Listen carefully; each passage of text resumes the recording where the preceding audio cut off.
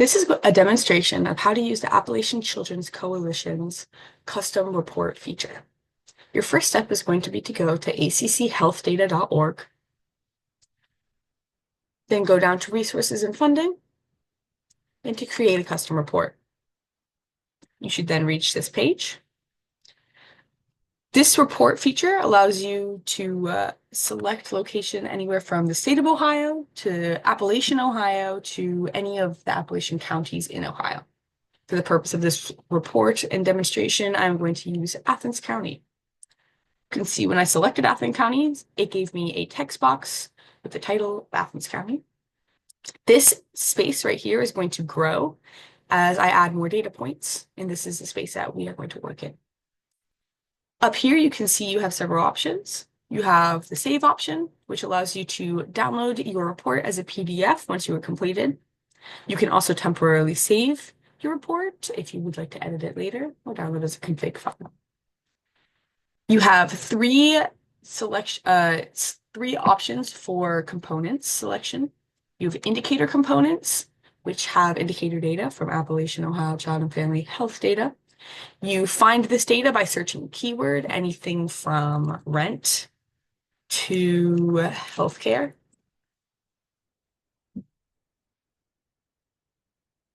You then have demographics. This is organized by category and contains different types of charts and value numbers that you can display your data in. And then you have the socio needs index, which has 3 available index: food insecurity, health equity, and mental health. Each of these indexes have the same variety of components available. You then have the option to insert a map of the location onto your custom report. You can use a map of the selected location, which just gives you a rough outline of your area. You can also use map of selected location with site boundary, which will show you your area within the context of Appalachian, Ohio. As you can see, when I go to delete one of these components on the report, it asks me to confirm my deletion. This will happen every time you go to delete a component. There's also then the legend section. You can use a legend for any data point you feel may need some more clarification, such as a data point that contains color coding. And then you also have a legend, an indicator. Oh, sorry, just went over that. Then you have a text box option. In this text box option, you have options to bold, italicize, different styles. And then finally, you have a horizontal line and a vertical line option that you can insert to divide up any data points. So I'm going to focus on data relating to children in Athens County. I'm going to start with population. I want my population to be a big number to catch the eye of anyone looking at this report. So I'm going to go to demographics. I'm going to select the population category. I am going to scroll down until I see the word value. If I'm not sure what any of these mean, I can hover over and it will give me an example of what that will look like if I insert it onto my report. So this is what the table would look like. This is what the pie chart would look like. But I want the value of the population, the big number. There we are. Next, I want to look at the amount of households with children. So that, again, is going to be under demographics, but it's going to be under households/income.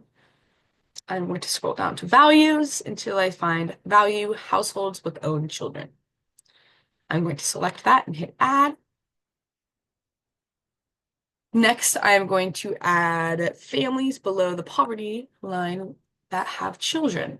That again is going to be under households and income, as poverty relates to income. And here I can see values, families below poverty with children.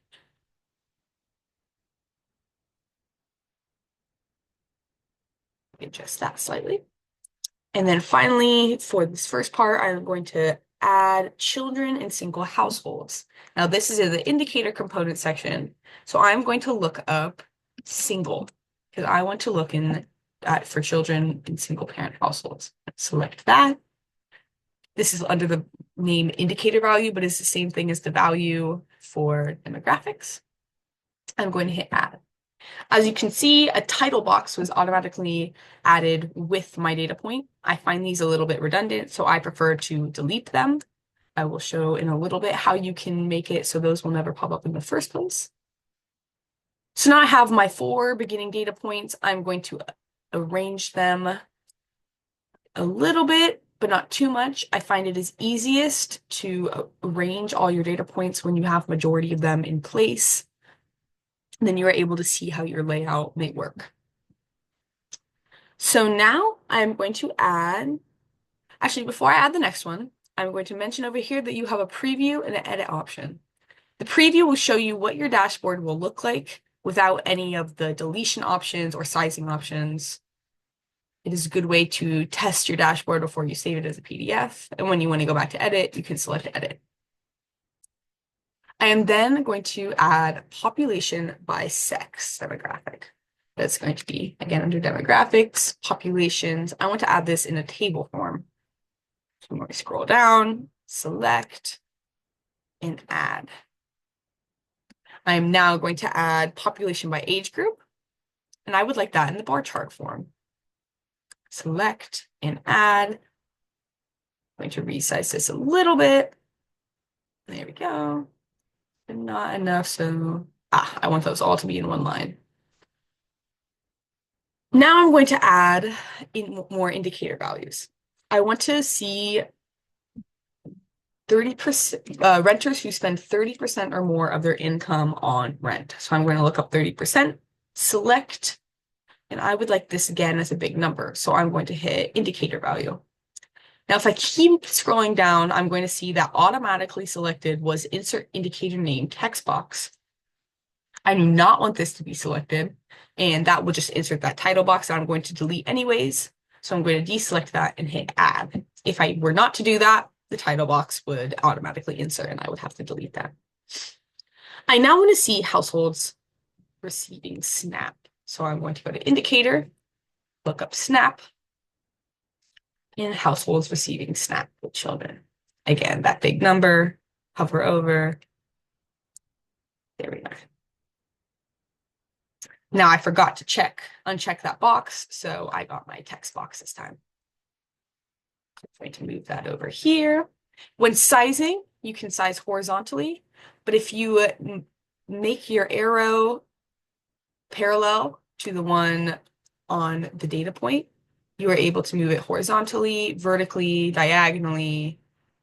I find that to be the easiest. Same situation here.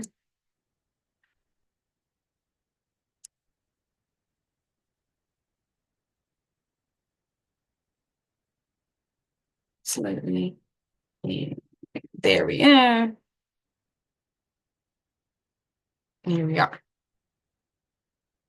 Now, since I don't want that to be cut off, I'm going to try to move that down a little and then make these equal with that using those diagonal arrows. I'm going to also take this moment to edit my title box to say Athens County. I'm going to use header 1, and I want that to be in the middle. Yeah. Now my final 2 data points, I want to see the amount of children in foster care. So I'm going to look up foster. For this data point, I want to see changes over time. If there's a difference now, and those were about a couple years ago. This is pretty big, so I'm going to shorten that, but still enough so I can read this on the side. I forgot to unselect the title box option, so I'm going to delete that. Maybe even move this over here for now. Now, my last data point is going to be children with health insurance. So that is, again, an indicator component, and I'm going to look up children with health insurance.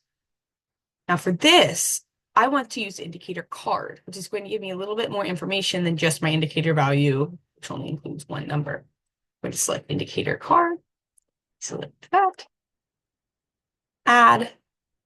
At the bottom here, I have my indicator card. Now I'm going to shorten that a little, but enough to see all the data points. And there you are. Now, if I hit preview, I can see all of my data. It looks good to me. So now I can hit download as a PDF. Thanks.